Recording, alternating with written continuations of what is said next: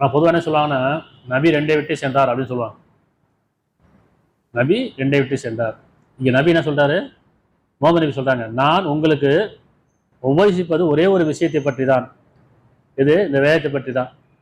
நீங்கள் 2 தனித்தனியாகவோ அல்லாவுக்காக எழுந்து அமர்ந்து சிந்தித்து பாருங்கள். இந்த வேதத்தை, இந்த குர்ஆனை சிந்திக்க சொல்றாங்க. நான் ஒன்னதான் விட்டு செல்றேன். இப்படி நான் எதை இறைவன் எனக்கு அறிவிச்சானோ அதில் வாழ்ந்துட்டு உங்களுக்கு சாட்சியாக இதை நான் உங்களுக்கு விட்டு செல்றேன்.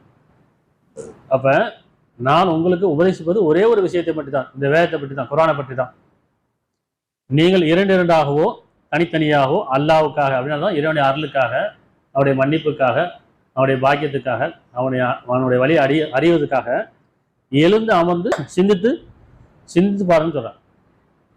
அப்ப வேதத்தை சிந்திக்கணுமா இல்லையா என்று கூறும்.